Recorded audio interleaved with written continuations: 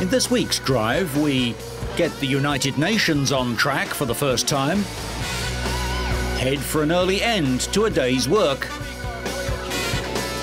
fall down in turn 1 twice, and join a marathon rally raid event in Brazil. All this and more in this week's Drive.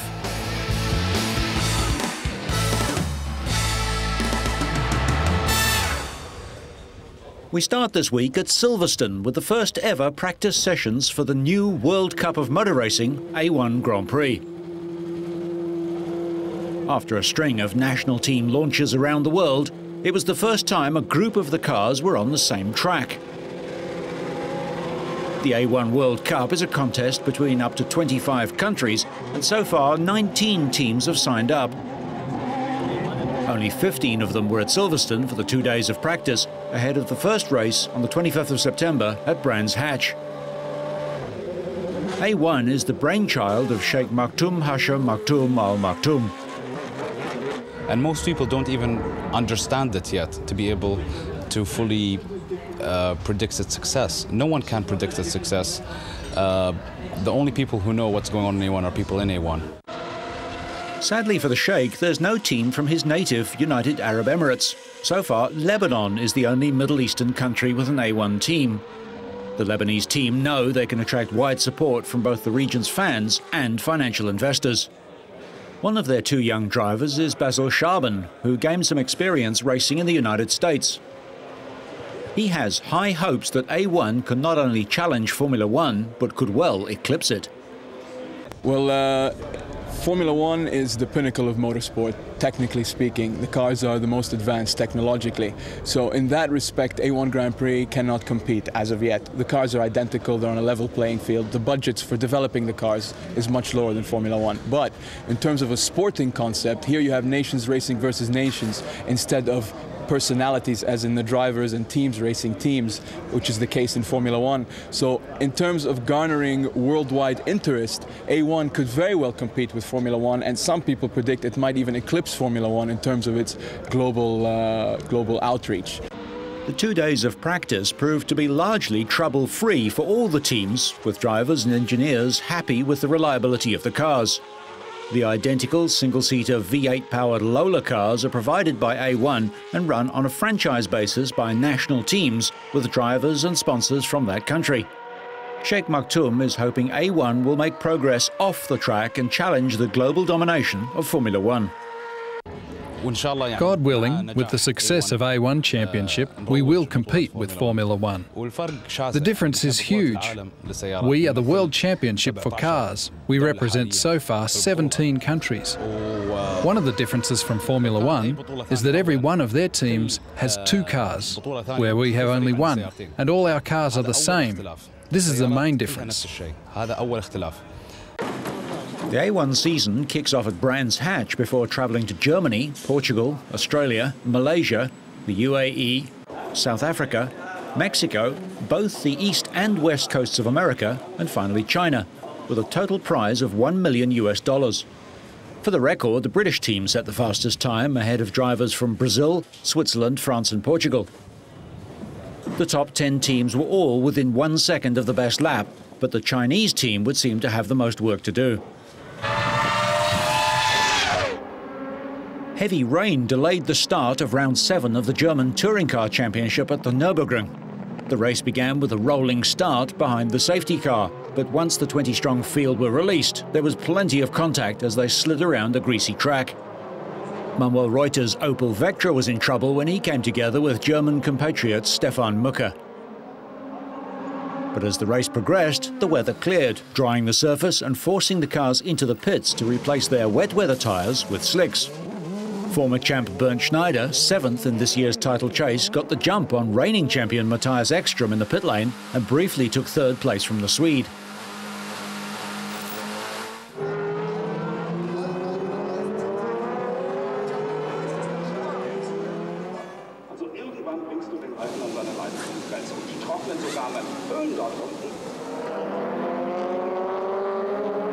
Ekstrom fought back and regained 3rd place on lap 10 at the pit curve to quiet approval from the Audi management back in the pits. After the next set of pit stops, Ekstrom was in an even stronger position. This time, the reigning DTM champion found himself in the lead and ahead of former Formula One champion Mika Häkkinen. In trying to fight back, Häkkinen succeeded only in sliding off the track, leaving the way clear for Ekstrom. Häkkinen's loss of time allowed Denmark's Tom Christensen to come through into second place, and when Gary Paffett's Mercedes also eased past, the Finn was dumped off the podium. Ekstrom came home to complete the 156-kilometre race in 1 hour and 5 minutes, just a second ahead of Christensen, with Paffett 5 seconds off the pace. But Paffett's podium finish wasn't enough to prevent Ekstrom taking the lead in the title chase, 51 points to Paffett's 50. Christensen is third with 36 points. In contrast, the weather was warm and sunny on the other side of the Atlantic. Brian Herter started on pole, his third of the season, for the Indy 400 race at the Michigan International Speedway. And Herter held on to the lead for most of the race, 159 of the 200 laps.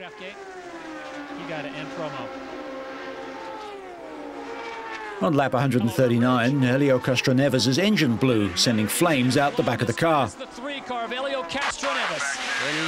Castroneves was eventually classified 21st, his worst result of the season. While that is dramatic pictures, Scotty, you've told me before, a lot of that is the... In just her 11th career IRL start, high-profile rookie Danica Patrick was unable to complete the race. She was classified 20th after being forced out on lap 163, also with mechanical problems. A four-car crash involved Townsend Bell, Jacques Lazier, Roger Yasukawa and Kosuuku Matsuura with 20 laps left. Bell spun entering the second turn, and in a chain reaction, the others collided with one another. It was a string of big hits, the leading drivers sitting ducks in their wrecked and still sliding cars. Yet despite the repeated high-impact hits, all four drivers were treated and then released from the track's infield medical centre. Soon after the restart, series points leader Dan Weldon made a move to take the lead from Herter. He slid inside Tony Kanaan, but was unable to pass Herter's car. On the last lap, Weldon made another run coming out of the final turn, but Herter held on to take the checkered flag for his first win of the season and his first since 2003. Thomas Scheckter finished third, Tony Kanaan fourth and Sam Hornish fifth. Weldon increased his overall points lead, 78 more than second-place Hornish, with 6 races left.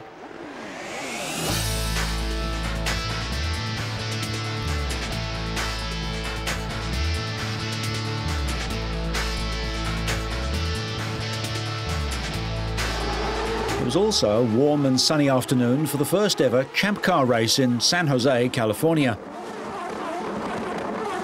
The 1.4-mile street circuit presented plenty of challenges, including the cars having to cross railway tracks at 2 different points, nearly launching into the air. Inevitably, there would be suspension damage on this ridiculously rough section. A narrow left-hand turn also took its toll, with at least 5 cars bouncing off the wall.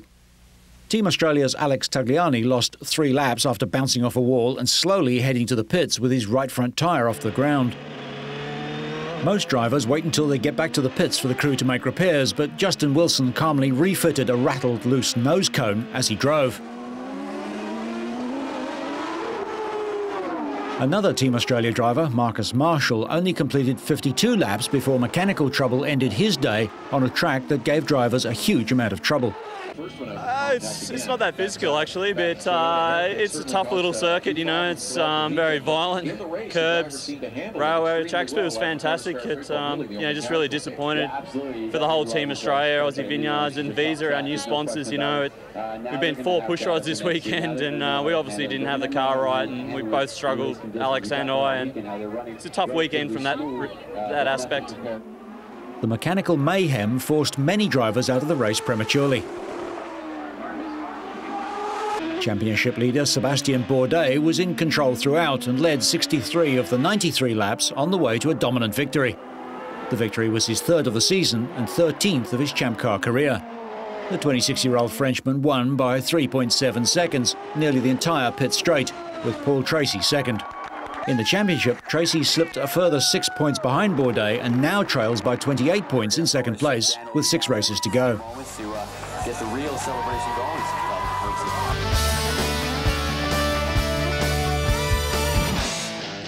We go down south now for the 13th International Rally dos Sertões.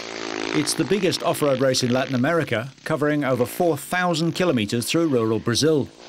Over 200 vehicles take part in the 10-day rally in different categories for cars, motorcycles, trucks and quads. Bike racer Paulista Jean Azevedo completed the first 110-kilometre stage 7 seconds ahead of Fabrizio Marchesi. Spain's Marc Coma was penalised for going over the 150 km/h speed limit and finished down in 29th place. Sandro Rochenbach eventually managed to get himself back up and into the race after a brief delay, having run off the edge of a cattle grid. Local drivers also occupied the first 3 places in the car category in an event which is regarded as South America's version of the Paris-Dakar. Increasingly, competitors like Spaniard Coma use the Brazilian event as a training run to keep up their fitness and test mechanical systems. Wilhelmo Spinelli and navigator Marcello Vivolo finished in the lead in their Mitsubishi after the first day.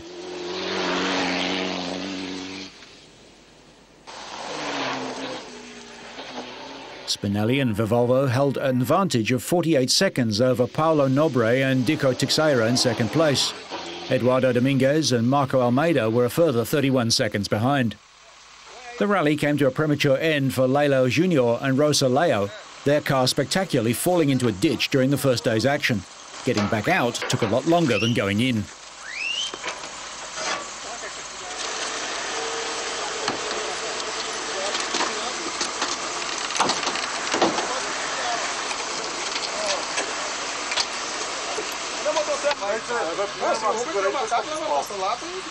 And in the trucks, driver Ricardo Dominguez and navigator Nilo De Paulo dominated the first day for Ford to set up a lead of 40 seconds over the Volkswagen of Luciano Cunha and Carlos Brites. Andre Azevedo and Michael Villata came third. The third stage, over 200 kilometres, saw Marc Coma fastest in the motorcycle section, but he was again penalised 15 minutes for exceeding the 150 km/h speed limit. He was placed third, 11 minutes behind Chilean Carlo de Gavada.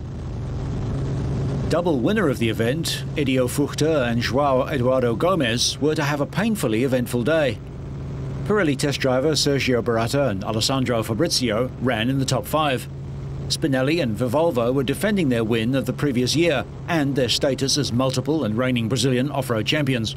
Spinelli, a noted local filmmaker, also competes in South American circuit and endurance racing. Driver Eduardo Dominguez and navigator Marcos Rogério Almeida took stage honours in the car category to move into second place overall in their Chevrolet. They completed the 200 kilometres in 3 hours, 21 minutes and 33 seconds. They finished the third stage 2 minutes and 3 seconds ahead of compatriots Ulysses Bertoldo and Rafael Capaoni. Brazilians Felipe Bibas and Emerson Cavacin were third, 3 minutes and 36 seconds behind. Fuchter missed a marker and was obliged to turn around on the course, normally a cardinal sin. In this case, he was to meet fellow competitors Christian Baumgart and Alberto Andreotti head-on and at high speed. Baumgarten broke his left foot, Andreotti suffered cuts to his knees and Gomez to his hands, while Fuchter suffered various minor injuries. All 4 competitors were airlifted to hospital. Cleaver Kohlberg, one of Spinelli's arch-rivals, held the overall lead with his co-driver Luis Palu. Bertoldo is a former World Rally Championship driver, now teamed with Capuani. They finished the third stage in second position, 2 minutes and 3 seconds off the pace. Ronaldo Varela is a past South American rally champion and made his Paris-Dakar debut in 2000. Brazilians also took all the first 3 places in the truck division.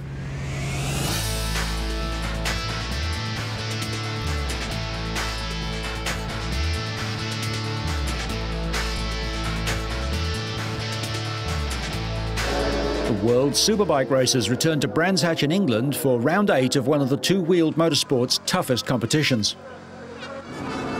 Australia's Troy Corser went into the weekend's races leading the championship by 94 points, but showed few signs of easing up as he won Saturday's Super Pole contest.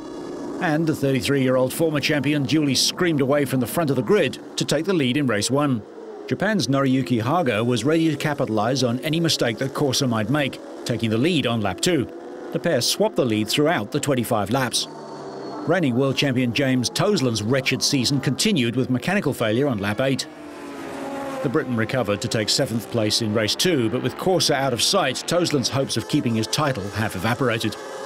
Corsa timed his final push for the checkered flag to begin at the start of the final lap, and with Haga unable to come back, the Australian picked up another 25 points. It was a big day for Corsa's Suzuki team, winning their first superbike race at the famous track. Haga took 2nd, with Reggie Laconi of France completing the podium. Race 2 saw Corsa snatch the lead again, with Haga breathing down his neck.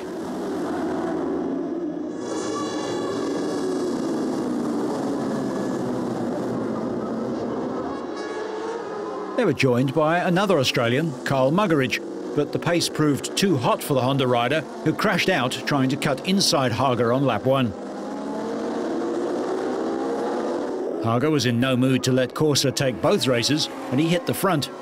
He survived a number of desperate manoeuvres from Corsa to hang on and take his 2nd race win of the season, following a 1st place in the Czech Republic last month.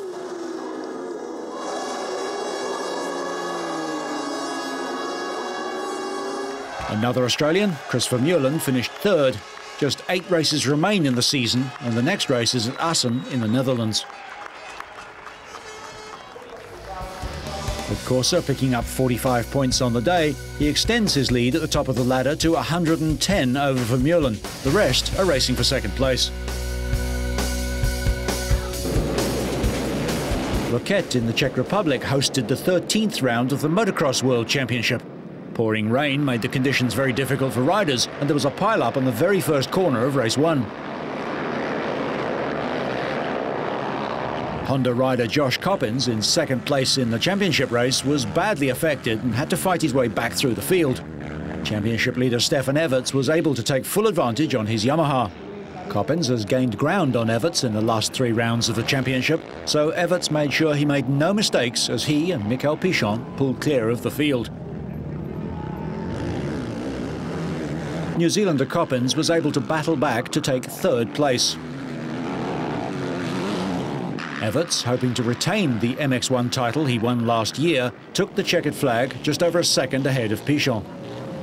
The 2nd race featured an even bigger pile-up on the first corner. This time, both Everts and Pichon, 1st and 2nd in race 1, came off their bikes, but Everts was badly tangled.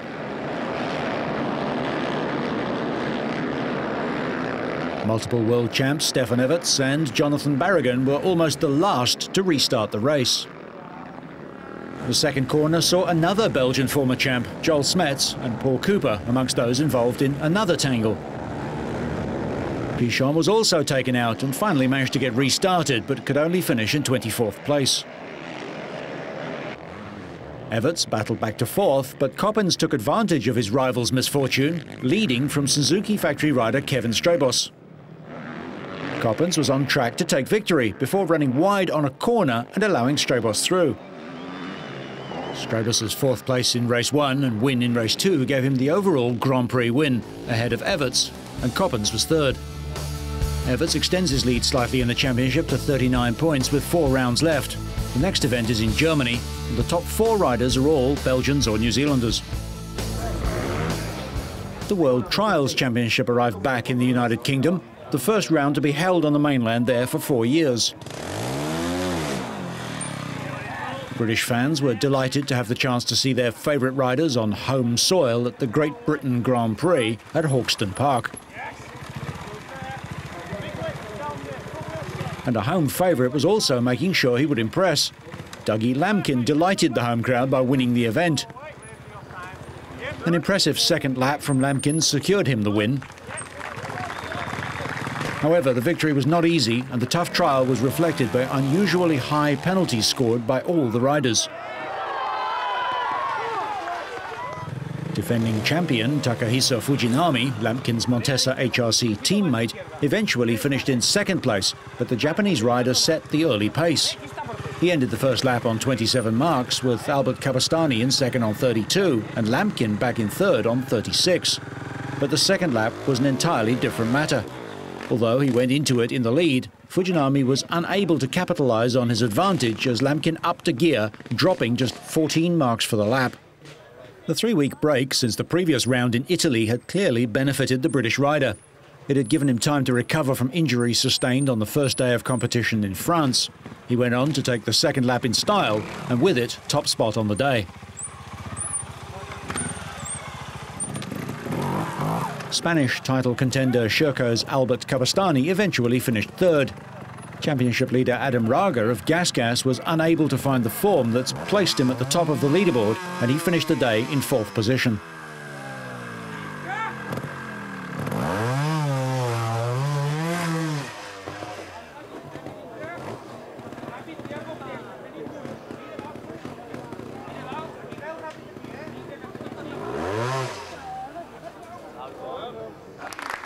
The championship returns in September with the 2-day German Grand Prix at Gefries. Raga still leads the overall standings, but his lead has now been cut with Fujinami, his closest challenger, 13 points behind, and Cabastani a further 4 points adrift of Fujinami. Lamkin lies 4th, 5 points behind Cabastani. Britain upset the odds and qualified for the World Cup final on home soil, and 2 days later, Sweden had the chance to do the same in round 2 of the qualifying competition. But they were up against the favourites, Poland and Australia. Germany made up the quartet of nations taking part, but this was a final in itself for the German team, and they would gain only 4 points on the night. In the end, it was no surprise that the meeting went down to the last 3 heats, with just 2 points separating Sweden on 45 and the Aussies and the Poles on 43 each. Then Andreas Jonsson, the world junior champion back in 2000, took control and blasted away from the rest, gaining 3 precious points and taking Sweden 3 clear of Australia and 4 ahead of Poland. There were still 2 heats to come though, and anything was possible. The tension seemed to get to the reigning and 6-time world champion Tony Rickardsson, and he was lucky not to have been excluded from the penultimate heat for a crude elbow on Poland's Jaroslav Hempel. Germany's René Schaefer crashed out in the process.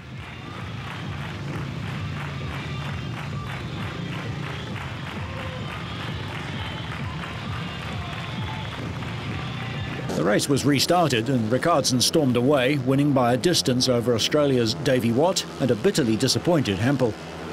That summed up Poland's night as poor luck and mistakes at crucial moments scuppered their chances.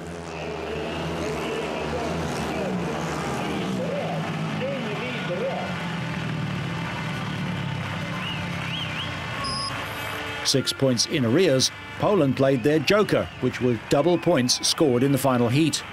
This can only be done once in a meeting and only when at least 6 points adrift.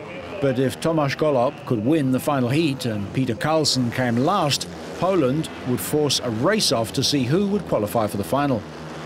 With Carlsen left at the back behind fast-starting German skipper Martin Schmalinski, Golob fought a thrilling tooth-and-nail battle with Australia's Lee Adams, passing and repassing before Adams got the verdict on the line by less than half a wheel. Had Golob won, Poland and Sweden would have finished level on points and faced a runoff. Instead, Sweden finished on 51 points to join Britain in the final at Wrocław in Poland, with Australia and Poland both forced to go to the last chance race-off against Denmark and the Czech Republic. The final score put Sweden ahead, and the home crowd breathed a sigh of relief. So, whether you're running into an old friend, climbing to the top of a heap, or just falling off the back of the pack, so you stay on track and up to speed, make sure you catch next week's Drive.